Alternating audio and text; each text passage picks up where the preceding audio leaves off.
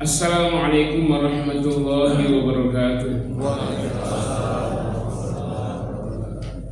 Alhamdulillah, alhamdulillahilladzi amarana an nusliha ma'ishatana linaila sa'adati wa ridha wa naquma bil wajibati fi ibadatihi wa taqwah. Ashhadu an la ilaha illallah wahdahu la syarika lah wa ashhadu anna Muhammadan 'abduhu wa rasuluhu, amma ba'd.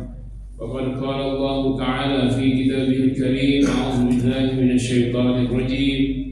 Bismillahirrahmanirrahim.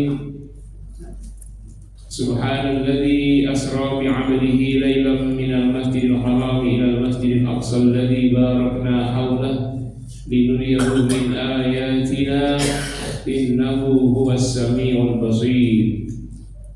Sadaqallahul azim. Allahumma arhamna bil Qur'an. Di salat subuh Masjid Jabal Ar-Rahmah yang saya muliakan, alhamdulillah, intinya kita bersyukur kepada Allah Subhanahu wa taala dengan syukur yang sedalam-dalamnya karena hari ini kita masih hidup, masih diberi kesempatan untuk memperbaiki amal kita, sehingga nanti harapannya kalau ajal tiba kita dalam keadaan beramal soleh, husnul khatimah.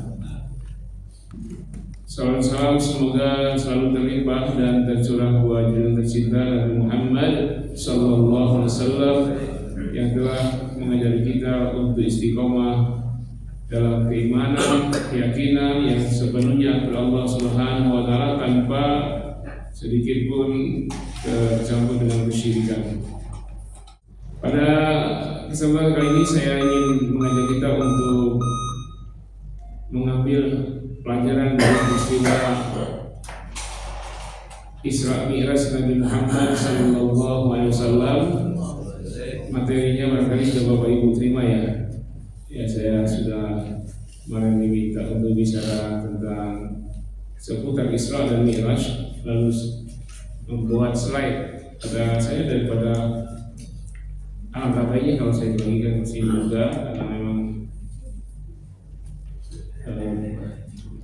penting ya, penting sekali.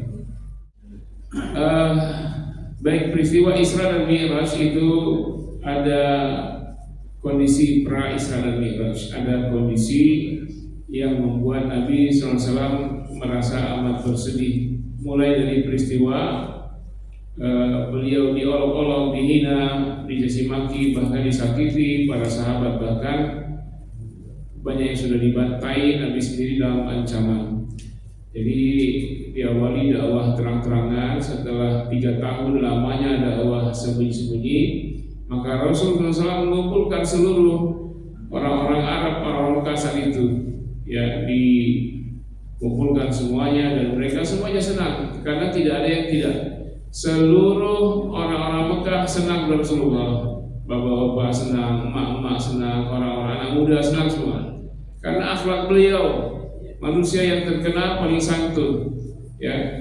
Dan ini zona nyaman, termasuk Abu Lahab itu adalah paman Nabi yang paling sayang pada beliau. Bahkan ketika Nabi lahir, dia mengakikahkan Nabi dengan 7 ekor onta. Saking sayangnya kepada Rasulullah SAW, itu Abu Lahab. Nah, ketika Nabi mengumpulkan seluruh komponen orang-orang Mekah saat itu, maka mereka menduga Nabi Muhammad akan mengajak mereka untuk menyelamatkan kota Mekah dari ancaman luar, misalnya negara Hidayah, Persia di barat dan Romawi di timur misalnya. Jadi mereka berasumsi Muhammad akan mengumpulkan mereka, menyusun barisan untuk menjaga pertahanan Mekah dari gangguan luar, dan mereka siap kalau Nabi Muhammad mengikrarkan diri sebagai pemimpin. Jadi nggak perlu kampanye. Dikumpulkanlah semua, hai orang-orang Quraisy, wahai Bani Ka'ab, wahai Bani Uza'ah, semua dipanggil. Kalian kenal saya? Kenal. Apakah kalian selama mengenal saya pernah mendapati saya berbohong? Mereka menjawab, tidak ya Muhammad, kami mengenal engkau sebagai Al-Amin, manusia yang paling jujur. Tak pernah sekalipun kami mendapati engkau berbohong. Kalau saya katakan dari balik Bukit Sofa ini ada ratusan bahkan ribuan pasukan yang akan menggempur kalian percaya? Kami percaya. Nah, kalau kalian percaya, maka persaksikanlah bi anni Rasulullah, saya adalah utusan Allah. Sembahlah Allah, tinggalkan berhala, tinggalkan Lata, tinggalkan Uzza. Nah, ini yang membuat mereka tersentak.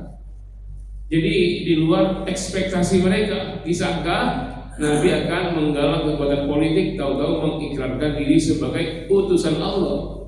Walaupun mereka sebagian sudah ada yang dapat desas-desus tentang informasi ini, karena Nabi 3 tahun lamanya berdakwah sembunyi-sembunyi. Ini awal dakwah terang-terangan. Nah, orang-orang yang mencintai Nabi itu semua mulai berbalik. Mereka marah, tapi belum ada yang berbicara. Mereka terdiam.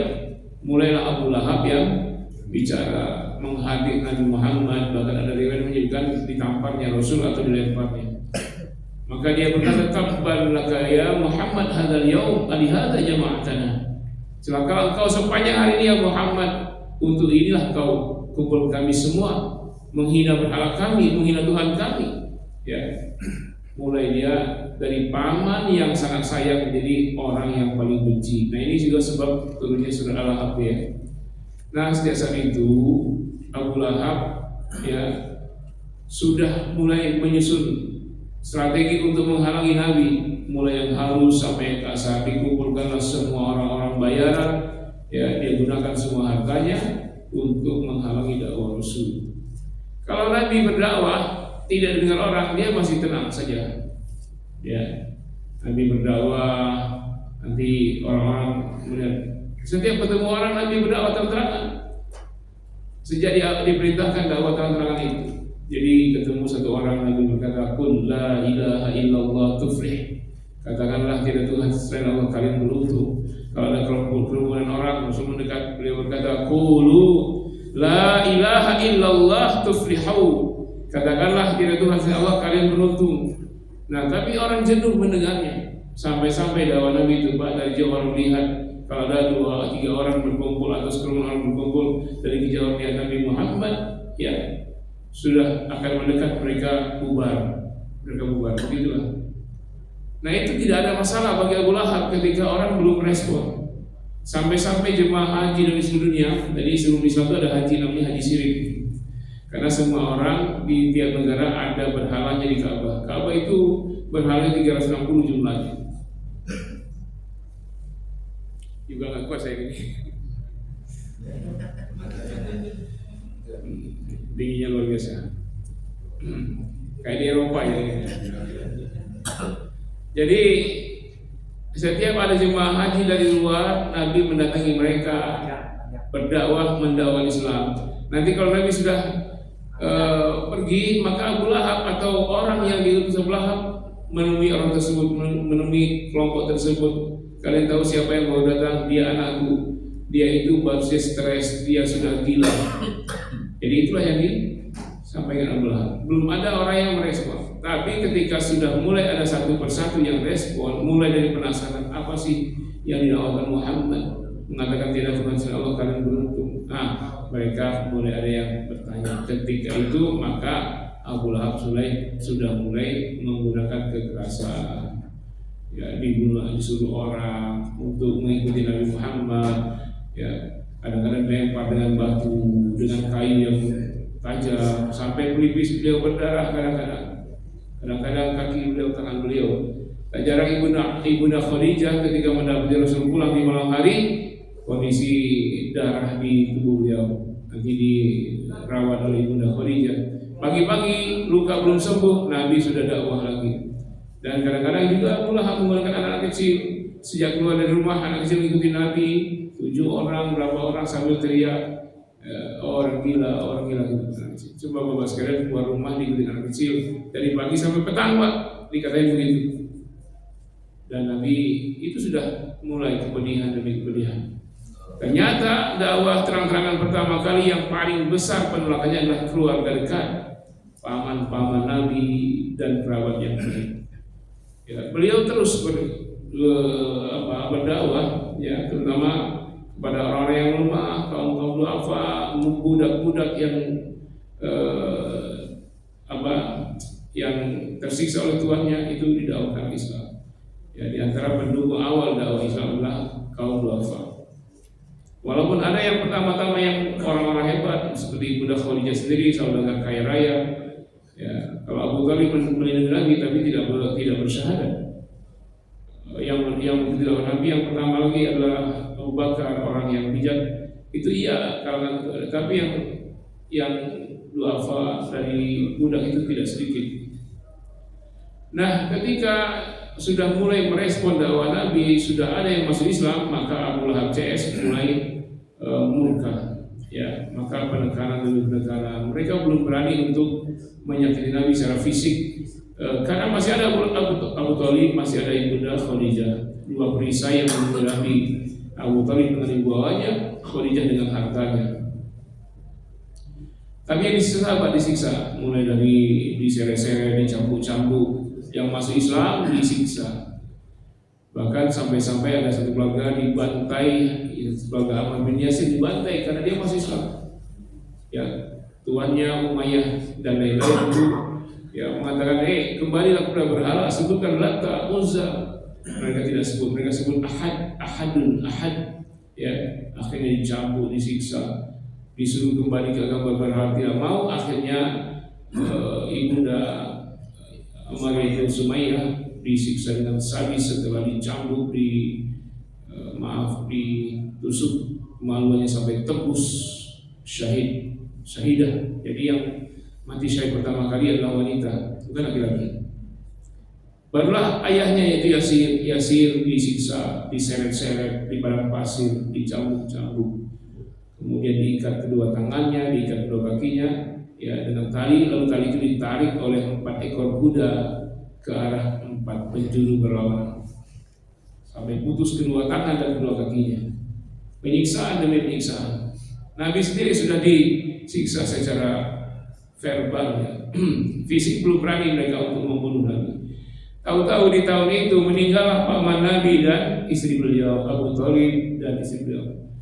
Maka penekanan orang kafir semakin dahsyat, begitu luar biasa. Nabi ditinggal orang-orang yang dicintai beliau. Saat itu juga orang kafir Quraisy sudah merencanakan pembunuhan terhadap baginda Rasul. Nah, ternyata Rasulullah tidak putus asa, beliau masih berdakwah. Dan ketika merasa sudah tertutup peluang, beliau ada peluang dakwah keluar, pindah ke Taif. Kelihatan dari Taif ada secercah cahaya, harapan dakwah akan diterima karena orang Taif baik-baik. Nabi ke sana berjalan kaki, jalan kaki sejauh 100 km.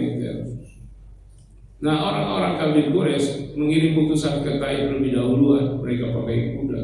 Sampai di Taif mereka provokasi, wahai orang-orang Taif, akan datang Muhammad dengan pasukannya, akan menghabisi diri kalian. Apa yang kalian lakukan? Senjata mereka siapkan semua. Sampai di perbatasan mereka melihat betul-betul datang Nabi dan sahabat, tapi tidak ada kendaraan tempur. Ya, tidak ada. Nah, ini gimana? Mereka sendiri bingung tuh orang Taif, mengapa iya ini mau nyerbu. Nah, tapi Nabi datang tidak sempat bicara. Ya, mereka tidak perangi dengan pedang, tapi mereka lempari dengan batu. Nabi dan sahabat tidak disambut, tapi disambit dengan batu, dengan kayu tajam, tulang-tulang onta yang tajam. Tulang onta itu kalau patah itu tajam. Tes. Jadi dilempari, Pak. Lihatlah ketika itu sahabat lari kembali ke Mekah. Nabi berlari ke arah yang berbeda. Kenapa? Karena beliaulah yang menjadi sasaran lemparan orang Taif. Demi menyelamatkan nyawa sahabat, Nabi berlari ke arah yang berbeda. Sahabat kembali ke Mekah, Nabi berlari sendirian. Kena pelipis beliau berdarah dan sebagian darah itu menutupi mata beliau. Berdarah lutut beliau, mengucur ke betisnya darah sampai ke terompahnya. Dalam kondisi berdarah seperti itu dikejar orang sekampung Taif itu. Nabi lari dikejar, Nabi lari naik gunung, mereka kejar naik gunung. Nabi turun ke lembah, mereka kejar turun ke lembah. Akhirnya Nabi berhasil keluar dari celah-celah bukit, tembusnya di kebun Utbah bin Rabi'ah. Nabi tidak terdeteksi, berhasil lolos.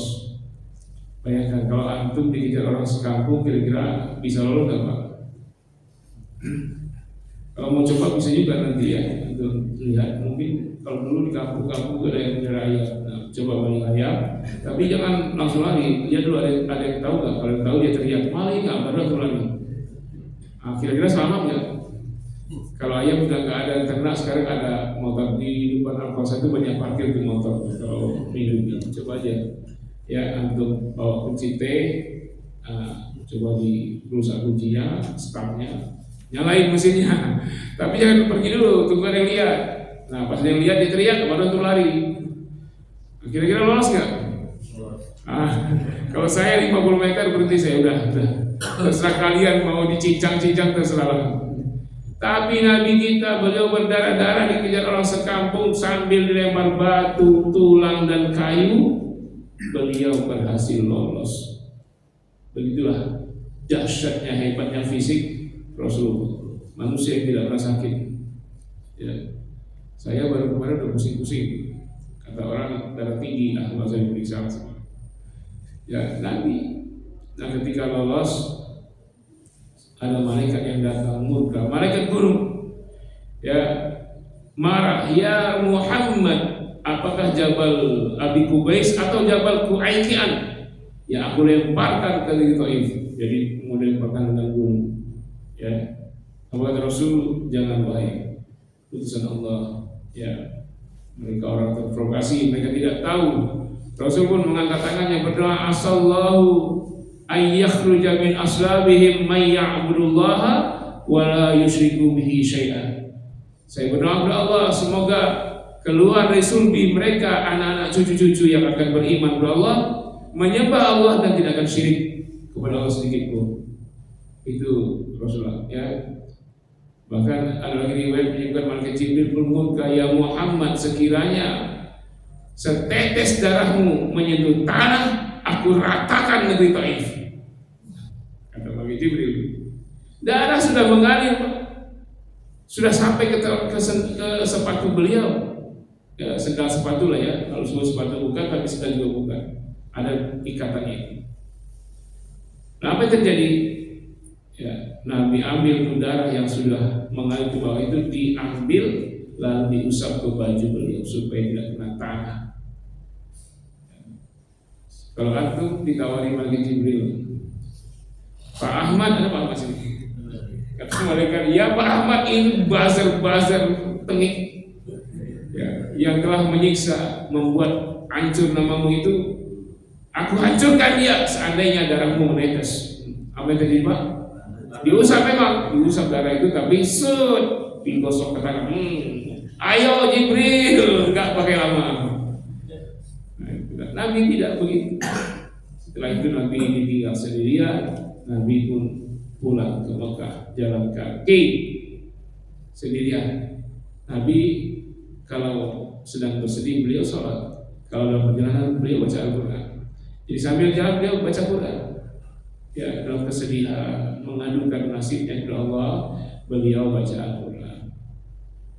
Tahu-tahu ada yang ngikutin Pak, banyak lagi segerombolan. Segerombolan itu ya adalah makhluk Allah yang lain. Nabi diberitahu oleh Allah SWT, turunlah surat Jin juz 29 surat 72 jumlah ayat 28, pojok atas bawah tengahnya, karena berapa lembar ya ada semua. Ikutin aja ayat dulu. Itu turun, Nabi diberitahu, qul uhiya ilayya annahu istama'a nafarun minal jinni faqalu inna sami'na qur'anan 'ajaba yahdi ila rusdi fa amanna bih wa la nusyrika bi rabbina ahada. Ada segolongan jin, sekelompok jin gunung itu. Jin gunung itu ikut Nabi. Jadi setelah malaikat murka itu, jin itu perhatian, siapa orang ini ikutin. Pas Nabi baca Quran, mereka mendengar, faqalu inna sami'na qur'anan 'ajaba. Kami telah mendengar bacaan Al-Quran yang sungguh memukau, yahdi ila rusdi, bacaan itu memberi hidayah kepada petunjuk yang lurus, maka kami beriman selama-lamanya tidak akan pernah syirik kepada Tuhan kami. Jadi kalau jin itu sudah bersyahadat sampai mati dia tidak akan kafir. Kalau manusia ada saja yang sudah syahadat, ingkar lagi ada. Nah ini rahasianya Pak. Manusia tidak ada yang beriman, paman-paman menolak dakwah beliau, tetangga menentang beliau, orang-orang sekitar tidak terima, orang jauh menyambit, ternyata ada yang menyambut, dialah makhluk Allah yang tidak terlihat. Dan jin itu nabinya Nabi Muhammad. Kalau dia muslim, nggak ada nabi di kalangan jin. Ya. Nah, tadi terhibur dengan informasi dari Al-Quran bahwa segolongan jin itu jin-jin yang cerdas-cerdas telah beriman dan jadi para dai. Sampai di rumah Nabi di Makkah dalam keadaan masih terhimpit, terancam, ya, sambil melihat-lihat apakah pemburu bayaran ada di sekitar. Terancam nyawa beliau, malam itu turunlah malaikat Jibril. Beliau membuka atap rumah Nabi, masuk ke dalam, membawa Nabi ke Mekah, ke Ka'bah, ke Masjidil Haram. Kemudian di situ dibedahlah dada Rasulullah. Antum gak usah tanya pakai dokter bedah mana, gak usah. Malaikat Jibril lebih canggih daripada dokter bedah. Ya. Kemudian dibersihkan apa yang dibersihkan. Apa kira-kira Pak? Nah, apakah Nabi ada kotor di dadanya kok harus dibersihkan? Apa? Kalau kita mungkin kalau dibuka dada kita ada semua itu. Ya, ada riyanya, takaburnya, sombong, ini ada semua ya. Apa yang dibersihkan oleh Jibril? Tidak ada yang kotor di dada Rasul, tidak ada. Ya, yang dibersihkan itu adalah hanya sedikit saja, yaitu mungkin masih ada sedikit sifat ketergantungan kepada manusia. Kenapa? Karena ketika dapat tekanan sedih, nah itu salah satunya, maka itu dihilangkan. Kalau kita berdakwah ada baper, kita pasti gagal dakwah kita. Bukan hanya dakwah, antum sebagai pekerja atau sebagai apapun saja, kalau ada baper Pak, gagal. Antum di kantor, tahu-tahu diomel sama bos, pasti gagal kalau antum baper. Tapi kalau kupingnya tahan, ya nggak masalah, anggap angin lalu, antum sukses. Nah itu yang dibersihkan. Nanti Jibril datang, ya kata Nabi, fanazala Jibril datang, wa ana di Makkah, saya di Makkah. Lalu Jibril itu mau buka dada saya, ya kata Nabi SAW, kemudian membawa bitistin sebuah bejana yang terbuat dari emas, yang di dalamnya ada keimanan, rahmat, barokah dan lain-lain. Itu dibersihkan itu. Nah itu, setelah itu Nabi Isra dan Mi'raj. Ini Nabi sebelum Isra Mi'raj saja begitu derasnya, kerasnya tentangan dari orang-orang sekitarnya. Nabi masih bicara yang mungkin masih logis. Isra Mi'raj sesuatu yang sangat tidak logis waktu itu. Mungkin sampai sekarang kita tidak juga bisa ya menalar. Nah bagaimana coba mau beriman? Ini tantangan Pak. Ya, karena memang tidak masuk akal. Tapi ini mukjizat. Mukjizat itu memang perkara luar biasa yang tidak masuk akal. Kalau masuk akal bukan mukjizat ya. Ya tidak masuk akal orang mati bisa dihidupkan kembali. Itu mukjizat Nabi Isa. Tongkat yang hanya 1,5 meter atau lebih atau kurang bisa membelah laut, itu nggak masuk akal. Kalau kita percaya dengan mukjizat Nabi Isa, kita percaya dengan mukjizat Nabi Musa, kenapa ada orang yang tidak percaya dengan mukjizat Nabi Muhammad Isra Mi'raj? Ya, sama-sama tidak masuk akal. Cuman ini berlebihan tidak masuk akal. Ya, tidak masuk akal ya tidak masuk akal, mau berlebihan mau kekurangan tetap tidak masuk akal. Karena mukjizat itu perbuatan Allah. Kalau perbuatan Allah memang tidak bisa akal yang terbatas menjangkaunya. Allah tidak terbatas. Karena konsepnya kalau perbuatan Allah itu innama amruhu idza arada syai'an ay yaqula lahu kun fayakun. Dia proses takwin itu kun fayakun. Kalau kun fayakun enggak perlu ada pendahuluan, ada apa? Sudah, kalau Allah ingin jadi. Berangkat. Dan ini tantangan keras kalau seandainya kita yang hidup di zaman Nabi, lalu Nabi ceritakan peristiwa Isra Mi'raj, mungkin kita termasuk yang tidak beriman ya. Nggak percaya, siapa yang percaya? Tapi yang ngomong ini adalah manusia yang tidak pernah bohong sekalipun. Ini masalahnya. Coba kalau antum kenal ada anak lahir, antum tahu kelahirannya bagaimana, hidupnya bagaimana. Ini anak baik, santun, sopan, tak pernah bohong sekalipun. Antum tahu sejak lahirnya sampai umur 43 enggak pernah bohong.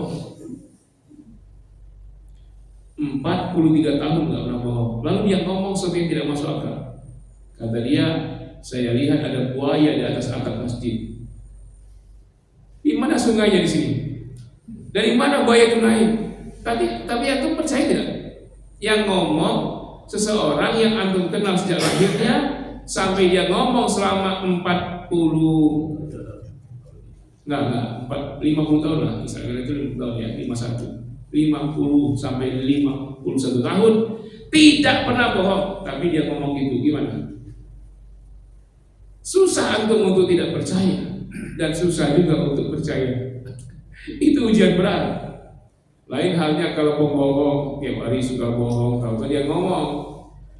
Nah, yang ngomong normal aja, saya lihat di depan ada ular, mungkin itu benar.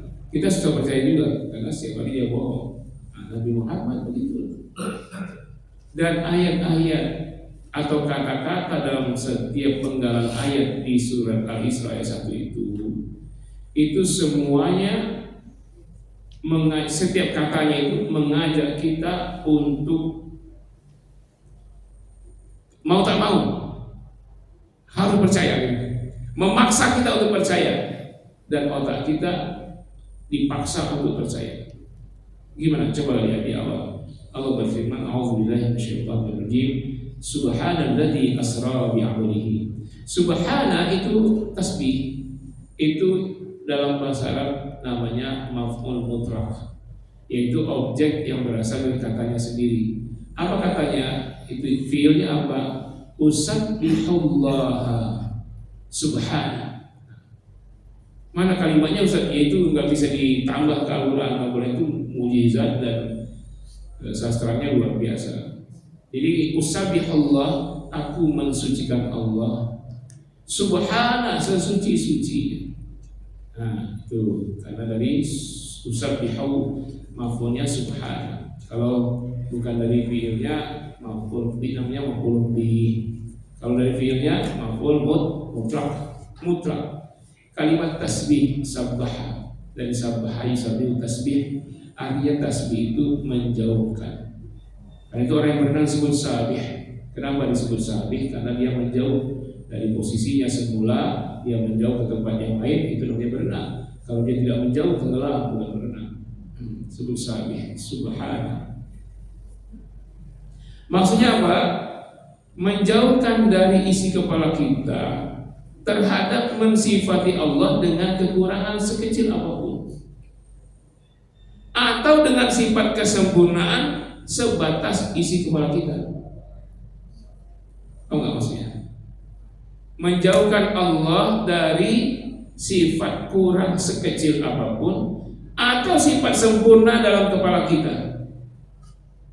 Karena hakikat kesempurnaan Allah di atas, melebihi jauh dari apa yang kita pikirkan. Itu tasbih akal dan qaul. Kalau tasbih lisan ya ucapan kita doa.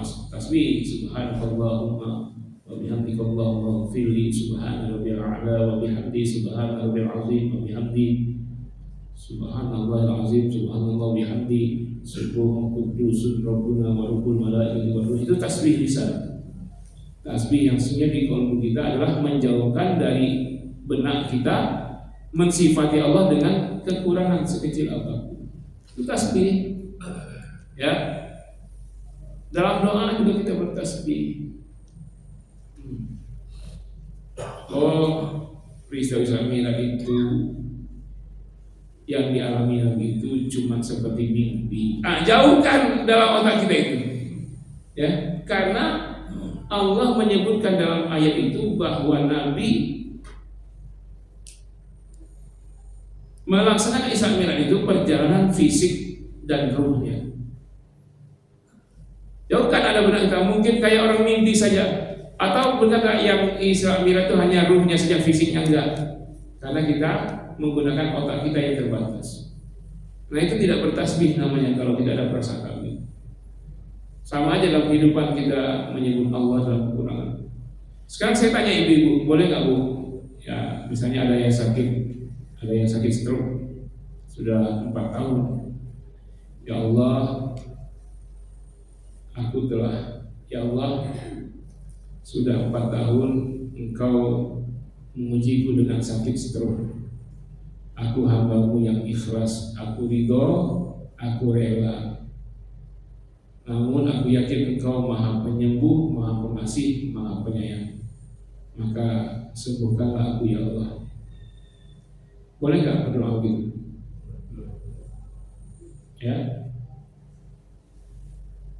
Ya Allah, ibu kota, masih ibu kota ya, Jakarta ya. Ya Allah, ibu kota Jakarta seminggu ini digempur banjir, banyak rumah yang hanyut, mobil yang rusak, bahkan ada yang meninggal tenggelam. Yang Engkau turunkan ujian banjir sampai seminggu lebih lamanya, dan korban banyak juga. Kami ikhlas ya Allah, kami rela, kami pasrah, dan kami mengharapkan Engkau sudahi supaya bencana ini Engkau angkat dari negeri kami. Boleh nggak berlalu?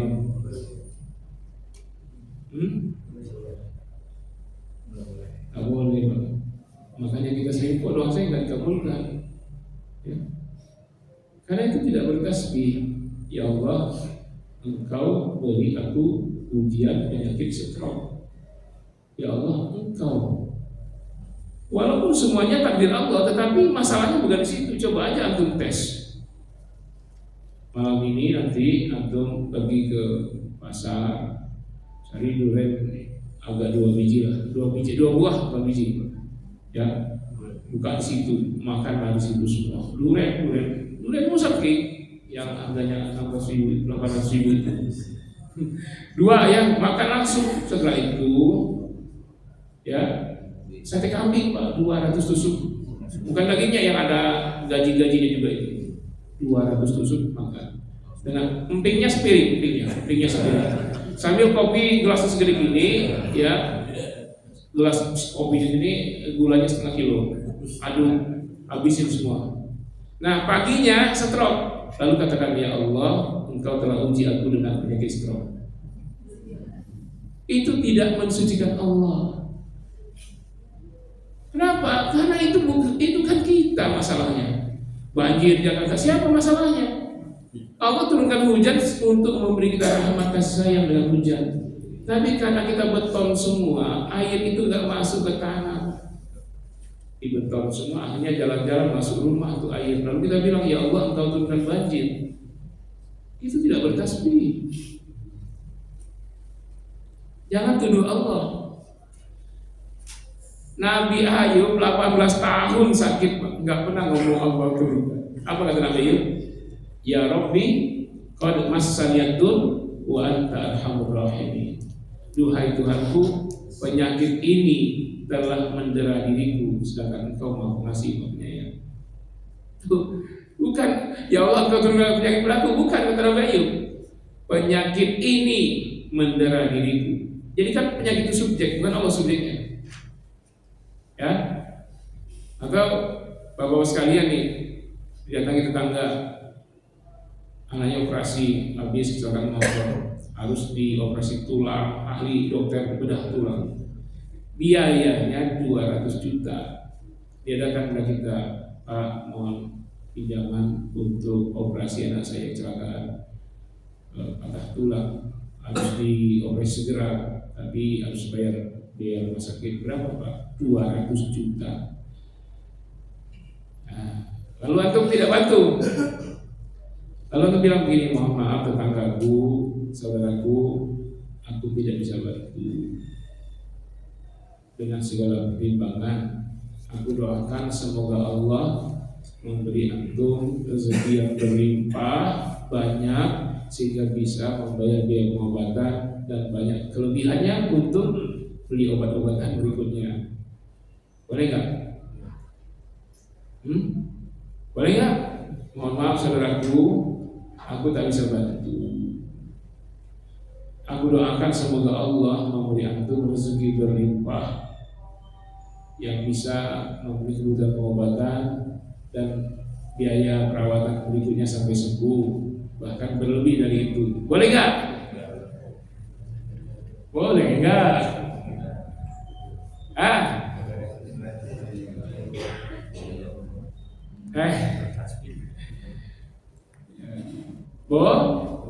Tidak. Boleh nggak? Boleh. Jawabannya boleh atau tidak boleh, tergantung kondisi antum. Kalau antum dimintain bantuan 200 juta, tetapi kondisi antum tidak punya, memang tidak ada. Bahkan kita pun butuh. Lalu antum tidak bantu, sebut Allah, semoga Allah memberi. Boleh, bagus. Lain halnya kalau antum mampu membantu, dia butuh 2 juta, antum punya isi rekening 500 juta, lalu antum tidak bantu, lalu antum sebut semoga Allah. Tidak boleh. Jangan sebut-sebut Allah kalau pelit. Itu tidak bertasbih. Gimana caranya untuk menolak supaya syar'i? Ini pelit syar'i, mengemplak. Tapi ini nggak boleh diamalkan, tapi hanya solusi, bukan solusi ya, alternatif ya. Sebaiknya antum bantu. Kalau punya, ya kan, dia butuh 200, kita ada 500, harusnya kita bantu. Tapi kita tidak bantu misalnya. Nah, supaya nggak kena ini, kita bantu juga. Dia butuh 200, kita mungkin bantu 10, 20. Harapan kita kumulatif dengan yang lain lah untuk sampai angka segitu aja jemaah ini kan. Nah, jangan sebut Allah. Mohon maaf wahai tetanggaku, aku belum bisa bantu full, kadarnya 10 juta. Semoga antum dapat rezeki dari jalan mana saja supaya bisa memenuhi kebutuhan tersebut. Dan saya bantu sosial, saya di grup kita. Itu bapak-bapak yang punya 2 lantai, yang rumah, yang punya Robin, itu kepala desa kita yang punya Rubicon itu. Itu yang bantu nanti. Itu boleh. Antum sebut semoga bapak mendapat rezeki yang berlimpah. Tapi nggak sebut Allah. Jangan semoga Allah. Anda sebut Allah, Anda tidak bantu orang, itu Allah murka.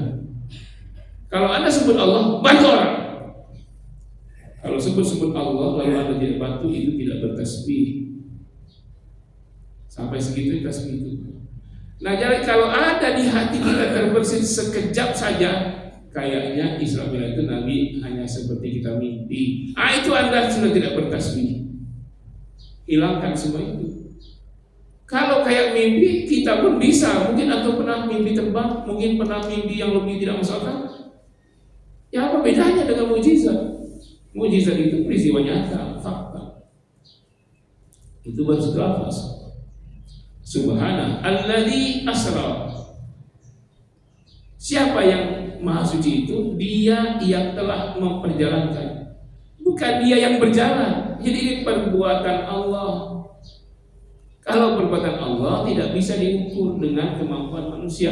Kesalahan telak orang-orang yang menolak peristiwa Isra Mi'raj karena dia mengukur kekuatan Allah sama dengan makhluk, itu syirik. Malah yang tidak percaya Isra itu bisa syirik, bisa kufur karena mengingkari satu ayat, bukan satu ayat di An-Najm ada di Isra ada beberapa ayat, mengingkari satu ayat Quran saja bisa kafir, apalagi sampai beberapa ayat. Ya, jadi ini Allah yang memperjalankan, bukan Nabi yang berinisiatif. Kan kata Nabi, malaikat Jibril datang, atapku dibongkar, lalu saya dibongkar satu persatu ya. Terserahlah bagaimana caranya, pokoknya ya, yang semua tidak masuk akal dalam hal mukjizat itu tidak bisa kita tolak dengan alasan akal, karena akal tidak terbatas, kemampuan Allah tidak terbatas. Tidak mungkin yang terbatas menjangkau yang tidak terbatas. Ya kayak Kiai Zainuddin MZ Almarhum sering ngomong gitu kan. Ada semut yang ikut kita umroh, kebetulan dia ikut di kantong kita. Kalau kita pernah nyembunyiin kue bolu di saat acara kawinan, nah lupa kita. Jadi makanan semut itu selama 9 hari umroh. Kita umroh 9 hari, ya 10 hari lah dengan perjalanan. 11 hari lah, tambah 11 tahun di hotel. Nanti semut itu pulang bersama kita, dia ngomong dengan semut-semut yang lain. Saya baru ke Madinah, ke Mekah, saya keliling-keliling, saya ikut orang yang tawaf, macam-macam tuh, ada beli di tahun tinggi-tinggi, yang ada keteknya ada bulu, ada keteknya ada bulu, dan semua dia. Sampai saya tahalul, ya saya ikut semua. Sampai saya kembali ke sini. Nah, sampai sini keluar dari kantor kita. Dicerita dengan semua lain, kata semua nggak mungkin, nggak masuk akal. Jangankan sampai ke Madinah, baru jalan aja sampai keluar rumah, bila ada rumah mulang, udah patah semua kaki kamu. Nah, kamu ini nggak terima. Iya, karena semua itu mengukur kemampuan kita yang bawa semua itu dengan kemampuan semua. Ya. Yang begitulah di perbuatan Allah. Asra bi'abadihi hambanya abadun. Nah, kalau Nabi tidak dengan fisik, bahasa Arabnya biruhihi atau binafsihi.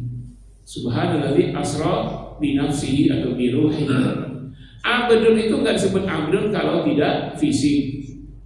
Kenapa disebut abdun? Abdun hamba maksudnya budak ya.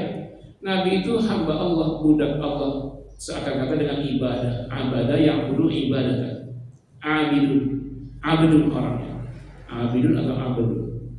Nah itu kenapa Nabi disebut dengan abidun? Pertama menunjukkan beliau dengan fisiknya dan ruh. Yang kedua seakan kata dengan ibadah. Dan Nabi disebut bi rasulihi, bi nabihi. Kalau Nabi dan Rasul itu kaitannya dengan tugas sebagai utusan Allah membawa risalah. Nah ini abdihi itu maksudnya hamba yang paling sempurna ibadahnya secara fisik dan ruh. Itu abdi. Dan Nabi disebut abdi dalam banyak. Abadan idza shalla wa in kuntum fi raibin mimma nazzalna ala abdina. Waktu itu karena Nabi paling sempurna. Nabi itu sholat berdiri sampai kakinya retak, tumit beliau bicara. Kalau sujud itu sampai bengkak kaki beliau. Dan itu sahabat saksi kalau sholat subuh dulu nggak ada lampu ya, PLN belum ada. Kata sahabat, kami pernah tidak perang, tidak musafir, tidak ngapa-ngapain, sholat subuh bersama Nabi. Kami datang sholat subuh kondisi gelap gulita, tak tahu siapa di samping. Pokoknya sholatnya. Selesai sholat terang benderang, sudah lewat, masuk waktu duha. Jadi sahabat sholat subuh. Ketika itu Nabi baca surah Al-Baqarah.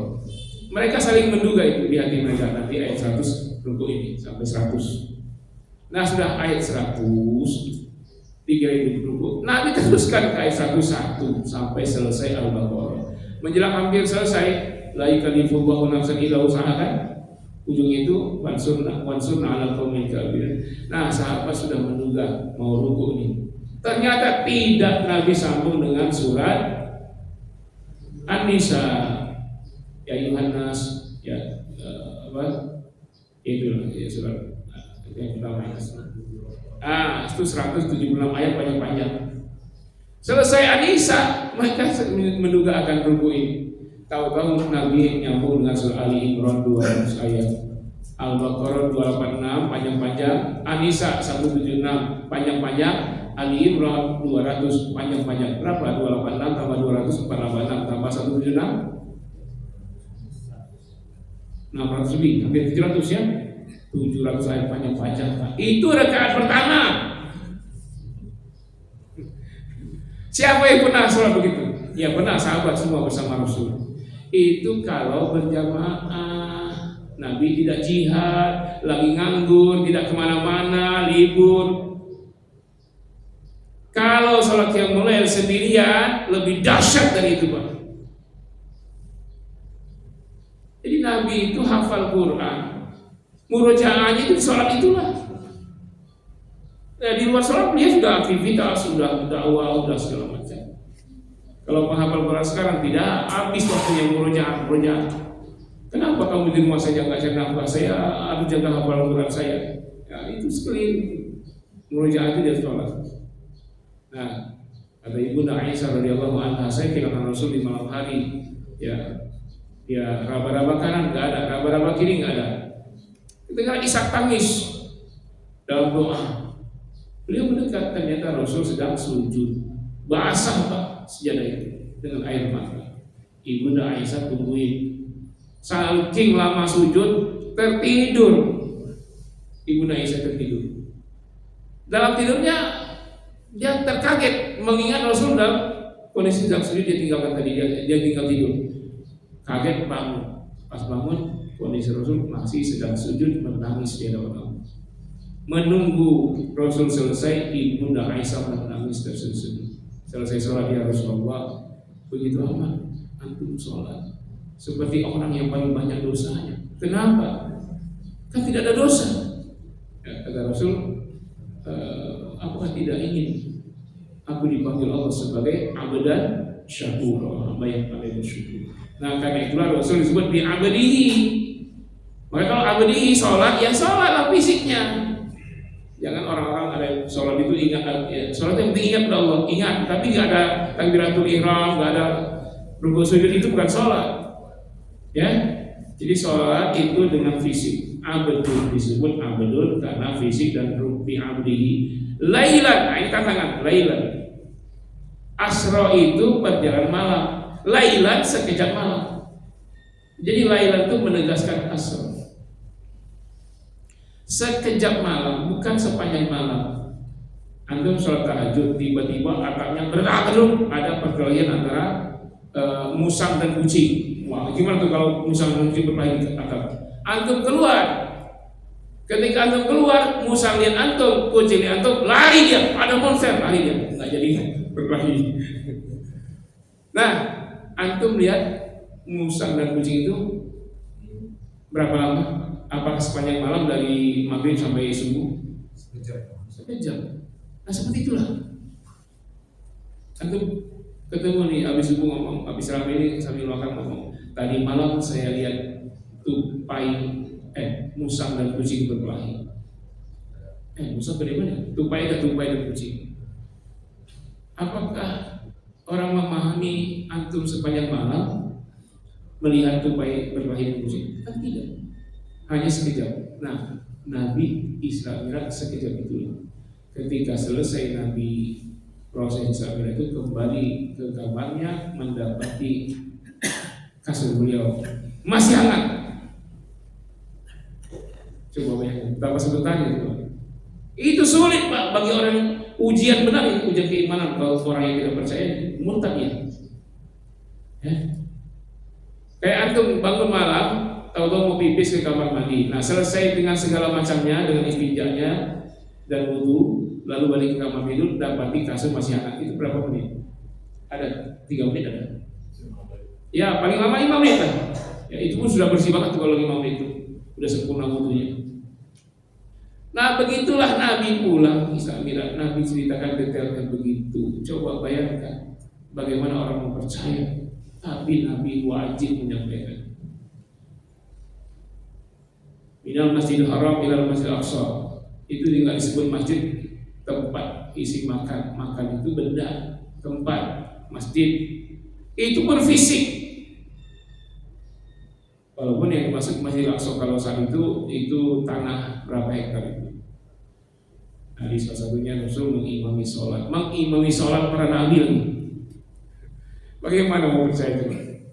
Kemudian sebut minal Masjidil Haram ilal Masjidil Aqsa alladzi barakna haulahu.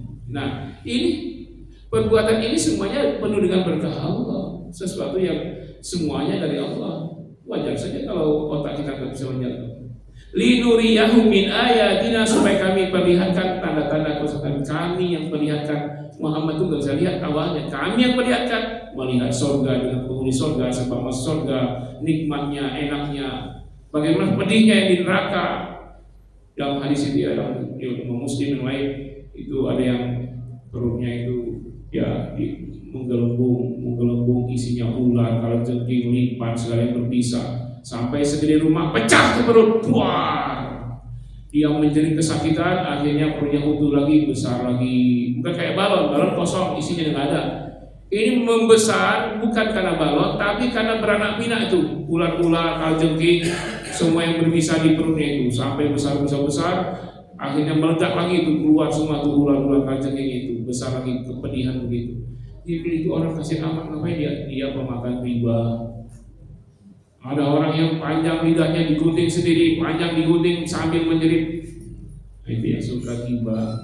Terus ada yang lain-lain, ada yang mencatat mukanya, ada yang wajahnya itu diparuh oleh malaikat Zabaniyah, dijambak rambutnya, dihunjamkan kepala wajahnya itu ke parutan dan beragam. Parutan beragam itu besi yang tajam, panas merah, diparut kayak mama kita parut kelapa.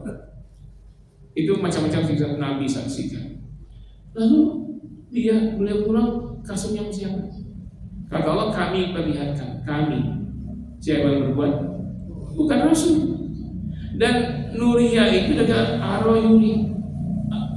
Apa maksudnya dari kalimat asal katanya roa itu melihat dengan fisik. Makanya kalau Ramadan orang lihat hilal dengan namanya apa? Ru'yatul hilal dengan fisik. Jadi Nabi itu betul-betul Israel dengan fisik.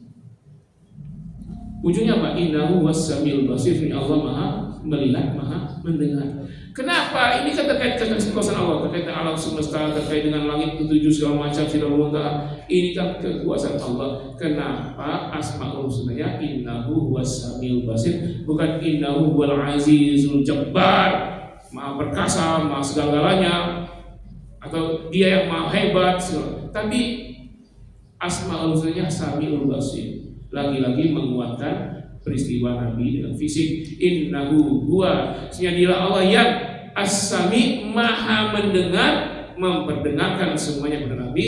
Al-Basir, Maha melihat, memperlihatkan semuanya kepada Nabi dengan fisiknya. Jadi setiap penggal kata-kata dalam ayat pertama surah Isra itu memaksa kita wajib mengimani Nabi Isra kita dengan fisik. Karena sampai detik ini banyak orang yang tidak percaya. Apa kata mereka? Kok bisa naik ke langit, lompat 5 meter aja nggak bisa?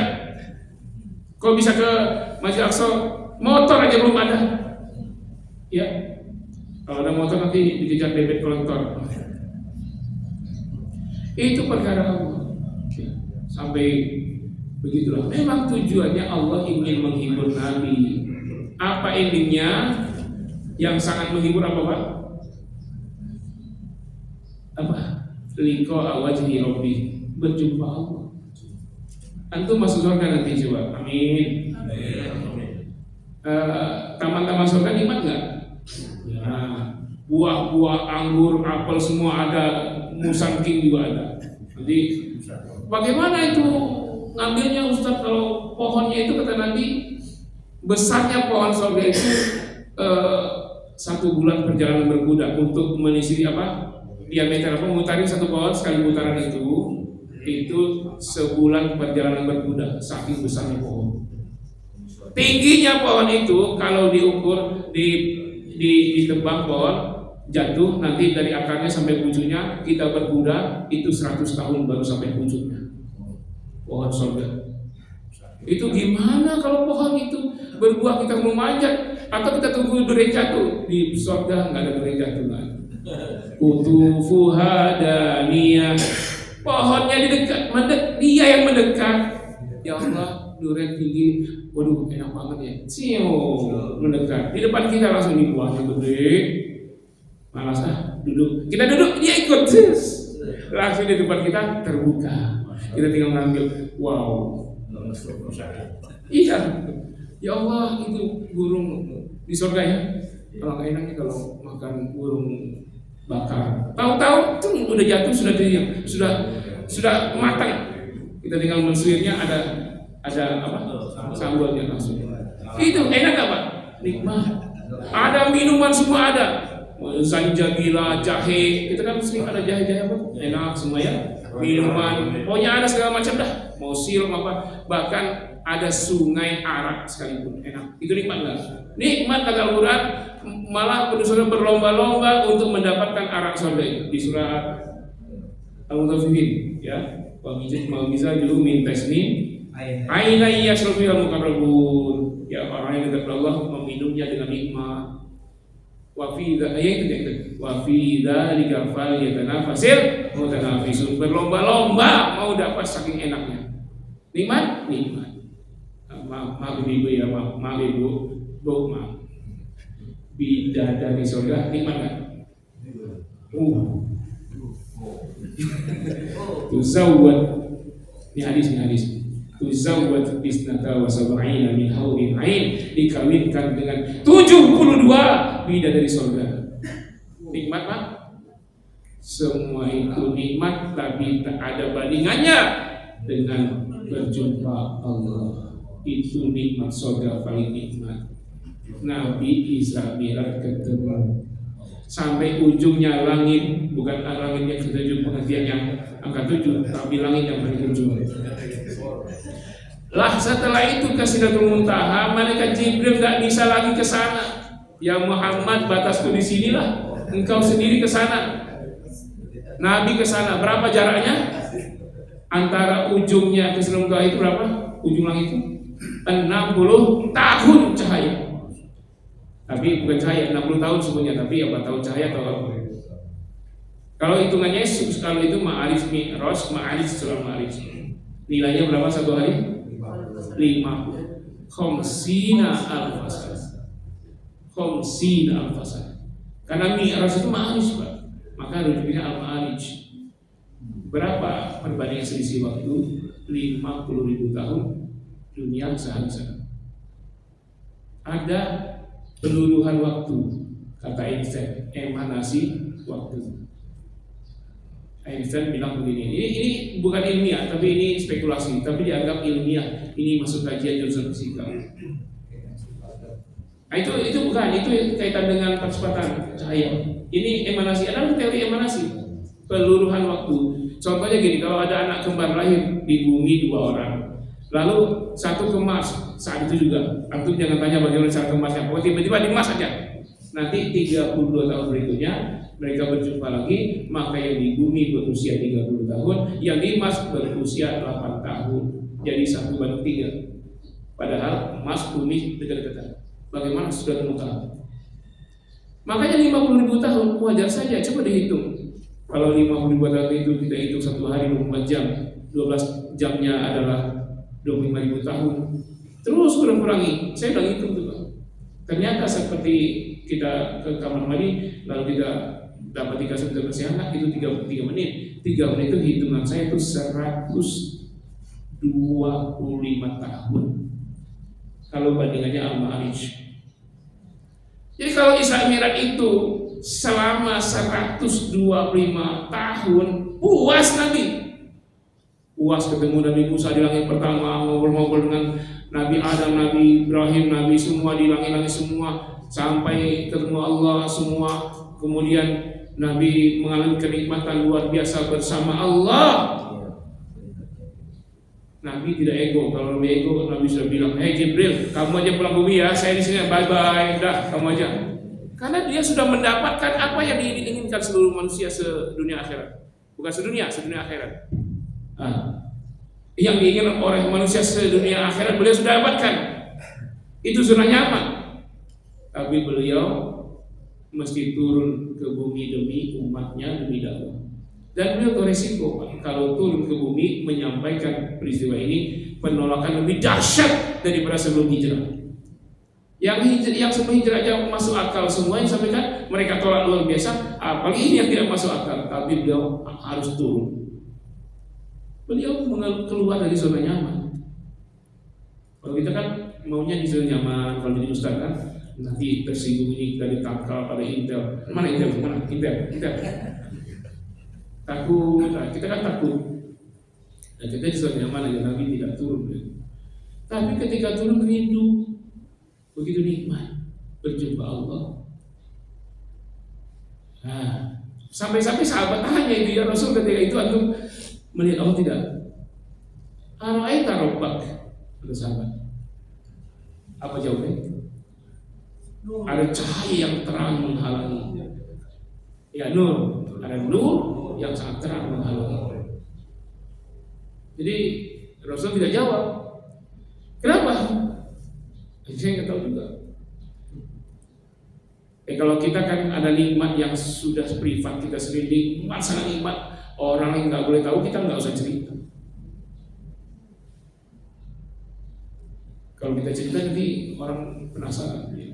Nah, ada alasan ternyata ketika turun itu sudah puas, tapi rindu kepengen balik. Apa alasannya?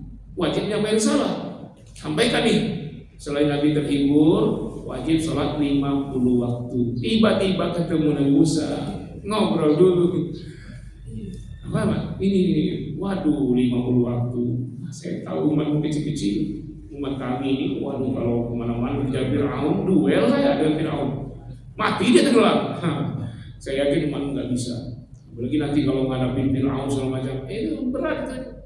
Cobalah ya naik lagi lah. Alhamdulillah, ini kesempatan Nabi untuk berjumpa Allah lagi. Jadi orang ngomong gini ya, ada yang, mana ini hadis sahih Imam Bukhari, Imam Muslim. Dia nggak percaya masa Nabi Muhammad bisa tawar-tawar perintah Allah. Itu dia masih dia mikirnya masih logis juga. Sebenarnya ini dalam satu momen semua yang tidak logis, Isra Mi'raj. Yang akal, memang tidak masuk akal. Nabi menolak perintah 50 waktu, lalu minta tawaran 45. Itu Nabi apa nggak mau mengamalkan perintah Allah? Bukan dari situ analisanya. Sehingga ada yang mengatakan nggak mungkin Nabi nawar-nawar sehingga jadi 5 waktu itu. Jadi pertama Allah perintahkan langsung 5 waktu, bukan 50 waktu. Dia ngomong dengan akalnya. Sebenarnya ini peristiwa yang tidak masuk akal Isra Mi'raj itu. Memang Nabi di awalnya itu 50 waktu, Pak.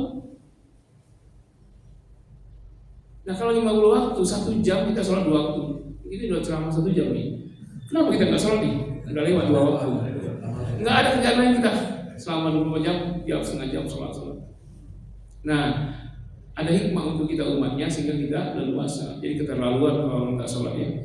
Kalau orang nggak sholat, kata Nabi 5 waktu itu pahalanya 50 waktu. Sama. Nah, ada alasan Nabi naik ini, kemesraan Nabi, kerinduan yang meluap-luap tersalur kembali berjumpa Allah. Bukan langsung jadi 45, Pak, datang tawar langsung pulang, enggak. Ada masa, ada waktu berjumpa dengan Tuhannya. Sudah itu baru 45 turun lagi, rindu lagi. Nah, tahu-tahu naik lagi. Wajar nggak kalau durasinya 125 tahun hitungan kita dunia? Karena kerinduan Nabi. Puas kan? Nah, Nabi turun, ya ujungnya sudah 10 kali bolak-balik. Bukan bolak-balik cepat-cepat kayak orang bolak-balik. Ada durasi bersama Allah. Memang Allah ingin menghibur Nabi kan? Ketika bersama Allah sangat terhibur. Nah, itu 5 waktu pulang ke bumi, pede. Pagi-pagi ngomong. Nabi tahu orang tidak akan dengar. Seandainya orang tidak mau terima, orang marah, lalu orang itu tidak suka langsung membunuh Nabi, malah kalau pribadinya itulah yang diinginkan. Bukankah nanti setelah dibunuh berjumpa dengan Allah menjadi kenyataan yang lama, yang berterusan kalau secara pribadi? Makanya pas turun itu Nabi pede menyampaikan yang tidak masuk akal bagi orang banyak, didengar oleh orang kafir oleh 1 orang. Pagi-pagi itu dia bilang, ya Muhammad, yang kau ceritakan itu ya, tunggu di sini. Nanti saya kumpulkan semua orang banyak, kau ceritakan apa yang kau ceritakan kepada saya, jangan kau tambah, jangan kurangi. Iya, betul. Dikumpul, semuanya, Abu Lahab, Abu Jahal, Abu Gosong, semua kalian akan senang mendengarnya. Muhammad sudah stres, sudah gila. Dia akan cerita pada kalian, ayo kumpul. Wah, semangat semua itu. Kumpul semua. Nabi ngomongin masa Isra Mi'raj. Nah, Nabi bicara apa yang dibicarakan. Mereka ketawa-ketawa, mencibir, menghadik, muka buruk, muka masam, muka tidak enak dilihat lah. Pokoknya mereka senang, bahagia, puas karena Nabi memang terkesan seperti orang gila. Kata mereka puas. Tapi Nabi bersedih tidak. Kalau sebelum Isra Mi'raj beliau dakwah dihalang-halangi, bahkan meninggal paman dan istri, bahkan sahabat dibantai, beliau bersedih luar biasa. Teriris-iris, tercabik-cabik, ke Taif dilempar batu. Sedih luar biasa. Nah sekarang penghinaan setelah Isra itu lebih dahsyat daripada itu, berpuluh kali lipat. Nabi sedih tidak? Tidak. Mudah hilang semua kesedihan, gak ada lagi masalah. Sudah melihat apa yang dilihat oleh penduduk surga. Gak ada bandingnya dunia ini, Pak. Pedih bagaimanapun dibanding dengan secuil kenikmatan surga, maka pedih itu gak ada rasanya. Udah nikmat aja dah. Ibu-ibu nih, ibu-ibu di sini dikasih meja, hidangan, buah mangga, pisau yang tajam untuk ngupas mangga. Di sana juga ibu-ibu di meja semua. Ini pintu. Kata istri Perdana Menteri, ibu-ibu itu mangganya dimakan, itu pisau kupas dulu tuh. Wah, wangi. Mangga apa tuh yang paling mahal itu, yang warna kuningnya ungu itu? Wah, dari Jepang itu. Satu buah mangga itu 1,5 juta. Itu yang bukan hijau, Pak, ungu kan. Pokoknya itu dah. Ibu-ibu buka tuh. Nah, dari pintu sana sampai sana ada catwalk, kucing mau jalan kucing. Kata istri Perdana Menteri, Ucup lewat. Si Ucup lewat. Nabi Yusuf. Ibu situ sampai ibu semua ada, ibu yang ahli rumpi itu yang suka ngomongin istri Perdana Menteri. Nah, lagi ngupas mangga asik-asik begini, tahu-tahu ada yang lewat, kan ada bayangan di depan. Ibu yang sana yang paling depan dia. Wow, langsung wow.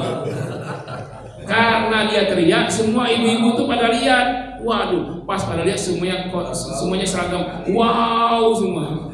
Ali dilewatin, lewat. Wow, langsung.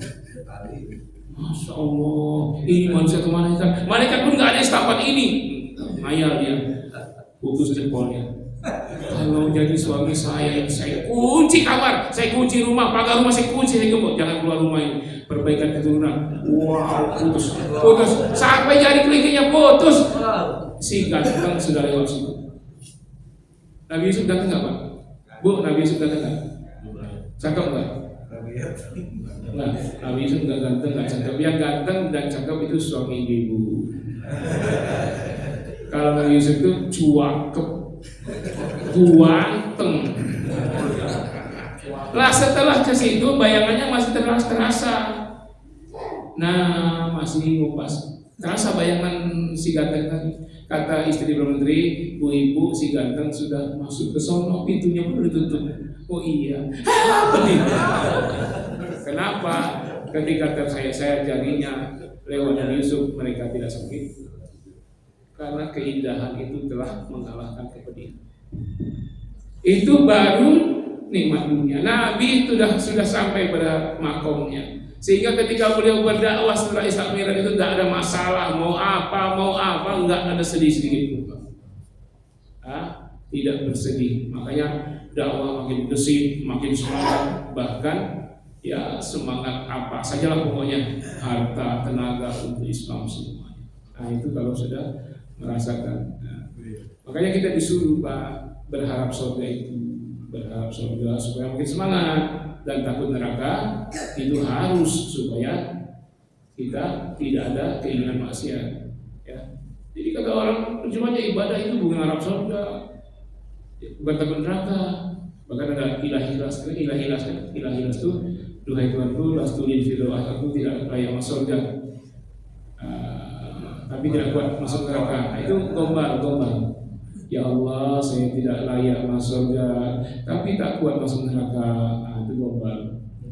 Kita mesti takut neraka, mesti berharap surga. Kalau kita tidak berharap surga, kita menyepelekan. Allah bilang surga nikmat. Aku nggak mau. Kan marah Allah. Neraka ku pedih, azab yang dahsyat. Aku tak takut. Nah, itu nggak boleh, Pak. Ada sebagian orang yang ngakunya tasawuf. Ya Allah, kalau ibadah ini takut neraka, masukkan aku ke neraka. Kalau hanya ingin surga, jangan masukkan ke surga. Itu kan gombal doang. Ya, di antara kita beribadah supaya masuk surga yang Allah informasikan indahnya, supaya tidak masuk neraka yang Allah sebutkan kengeriannya. Nah, itulah di antaranya. Tapi kepada Allah takutnya, kepada Allah berharapnya kepada Allah. Yang tidak boleh itu kalau kepada makhluk. Makanya ikhlas itu beramal dengan penuh harap, beramal dengan pamrih, itu ikhlas. Belum selesai ini penjelasannya. Ikhlas beramal dengan penuh harap kepada Allah, pamrih kepada Allah 100%, sehingga nol untuk yang lain. Jadi ikhlas itu beramal dengan amat sangat pamrih kepada Allah. Karena sudah 100% kepada Allah, yang lain non, itulah ikhlas. Ada yang bilang ikhlas itu beramal tidak berharap apa-apa, itu frustasi. Ya, beramallah dengan penuh harap, beramallah dengan takut neraka. Kan takutnya karena Allah sudah nakut-nakutin. Dan berharap kepada Allah karena Allah sudah kasih harapan. Jadi sombong kita kalau Allah kasih harapan kita nggak berharap, sombong. Ya, kayak antum ada pengemis, antum mau kasih dia yang terbaik, sudah bikin paketnya, dikasih uangnya banyak, kasih makan enak, kita mau kasih. Saya nggak butuh, saya ngemis bukan untuk dapat uang. Ya, untuk apa? Ngemis bukan untuk dapat uang, ngapain? Kita malah marah kan? Ada pengemis yang kita mau kasih dia nggak mau, tersinggung dia. Saya tidak butuh uang Anda yang jutaan, saya hanya butuh 2.000-an. 2.000-an lagi. Ya, jadi gitulah ya. Jadi Isra itu ya nanti intinya untuk kita sholat. Sholat itu mi'raj. Sholat itu mi'rajul mu'minin. Kita mi'raj kepada Allah. Itu sholat. Jadi tinggalkan sholat. Jadi ada sarana kita ketika kepedihan, kesedihan. Ya bukan hanya itu. Jangan ungkapan ketika kepedihan kita sholat. Tidak pedih lagi bahagia pun tetap sholat. Nah, kalau ada masalah antum yang sangat berat dipikul, maka yang dipikul ini antum tumpahkan sehingga tidak lagi berat dipikul. Ketika sujud, yang dipikul sujud lepas. Kita berani, beban berani dipikul. Sholat, sujud yang lama itu lepas semua. Habis sholat, plong sholat. Ya.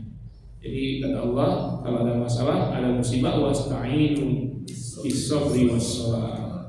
Minta tolonglah dengan sabar terhadap ujian. Sholat itu menghancurkan semua beban, menghilangkan semua beban. Nah, jadi jangan tinggalkan sholat. Tapi kalau sudah nyaman dalam sholat, turun dong. Nabi sudah mi'raj, turun. Makanya ucapan orang sholat apa? Assalamualaikum warahmatullahi wabarakatuh. Dianjurkan oleh kanan kiri. Kalau sudah selesai sholat, perhatikan kanan kiri. Keselamatan atas Anda, wahai semua saudaraku yang duafa, yang lemah, yang fakir, yang miskin. Semoga selalu selamat, mendapat rahmat dan berkah Allah. Begitupun semua wahai saudaraku yang ada di kanan. Jadi kalau selesai hablum minallah, beralihlah ibadah hablum minannas. Lihat yang duafa, dia yang fakir, dia yang miskin. Ya, jadi kalau sudah antum nikmat dalam ibadah mi'raj salat, jangan lupa ada ibadah hablum minannas. Nabi tidak lupa. Nabi sudah nikmat berpuluh-puluh 10 kali bolak-balik, tapi beliau tetap turun ke bumi untuk menyampaikan risalah sehingga kita umatnya selamat dengan tuntunan Allah dan Rasul. Ya, hikmah banyak dari peristiwa ini. Karena itu jangan pernah tinggalkan sholat. Kalau kita betul bermekat, malah sholat itu kita lebih enak kalau lama-lama. Makanya para ulama itu kalau sholat, ya Imam Sudai sampai bacaan panjang, menangis. Imam Syarif Rashid, Imam Sudai, ya kan? Antum juga ikut kan kalau lagi umrah, nangis juga. Kenapa nangis? Aduh, kepanjangan.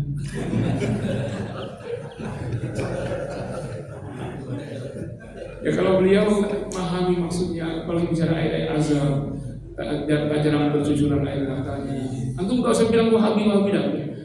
Nanti mau begitu, tahu umroh juga diimami oleh mereka, nggak usah Pak.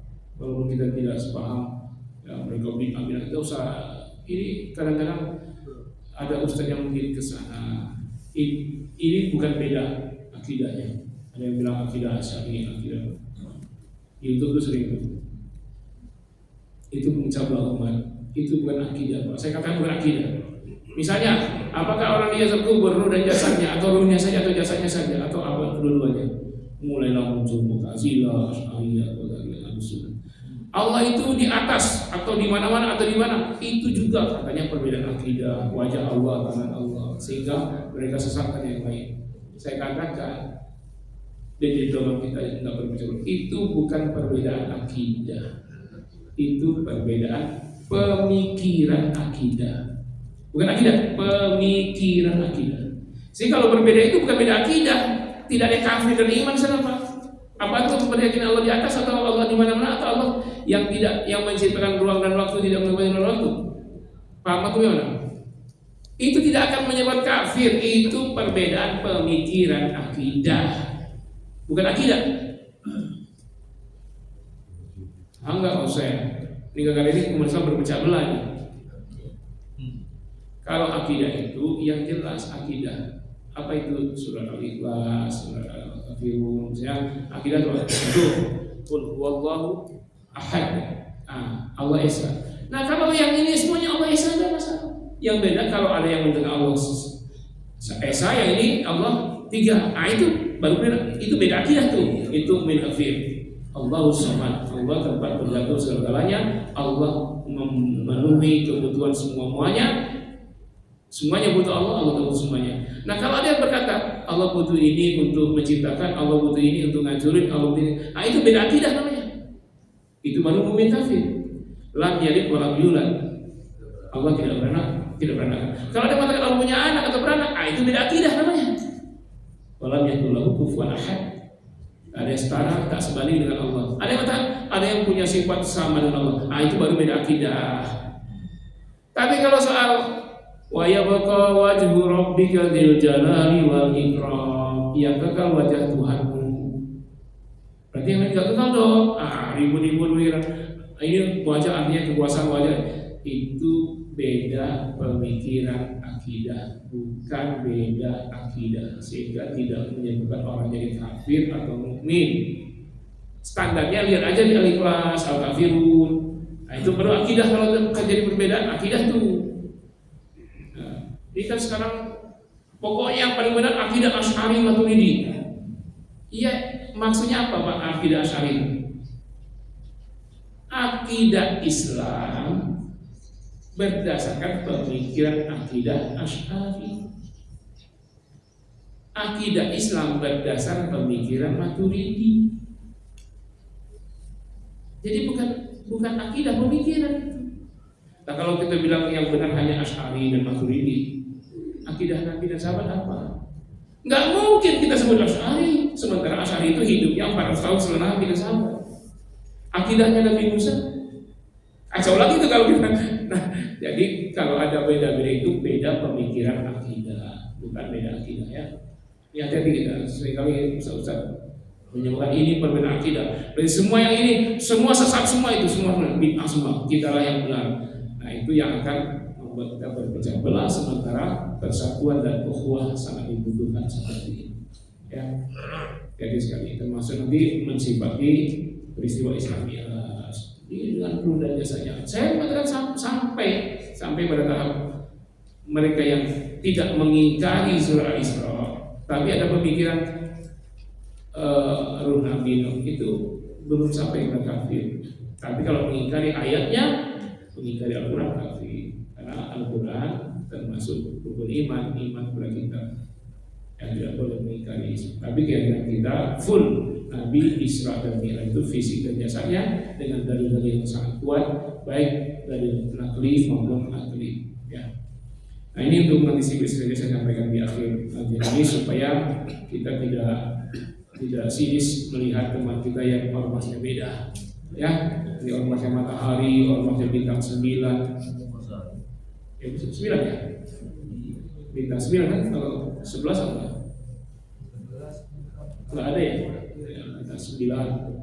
Atau ormas yang ada bulannya, ada bintangnya, terserahlah ya. Jangan sampai kita saling mengkafirkan karena perbedaan pemikiran. Bahasa lain itu perbedaan penafsiran, bukan hakikatnya. Terima kasih dan mohon maaf waktunya sudah lewat panjang. Mudah-mudahan kita bisa terus menuntut ilmu dan apa yang disampaikan ini tidaklah selesai. Teruskan menuntut ilmu dari berbagai narasumber. Jangan kita kerdilkan kemampuan akademik kita. Saya cukup belajar dengan satu guru saja, yang lain saya tidak mendengar. Imam Syafi'i itu sampai 600 Masehi. Beliau pun mampu untuk autodidak, tapi beliau tetap berguru. Imam Bukhari mampu untuk autodidak, tapi beliau berguru sampai ratusan guru. Nah, kita kadang-kadang autodidak tidak mampu. Kita bilang saya cuma ini, kalau bukan guru saya ini yang paling sesat semua. Nah, itu perlu ya. Belajarlah dengan banyak guru, dengan berbagai sumber, nanti akan cerdas bisa seleksi dan menyaring mana yang benar dengan standar kita. Standarnya apa? Al-Quran, Sunnah, Ijma, Qiyasnya. Terima kasih, mohon maaf. Kita akhiri dengan kabar baik subhanallah wa bihamdihi. ilaik. Wassalamualaikum warahmatullahi wabarakatuh.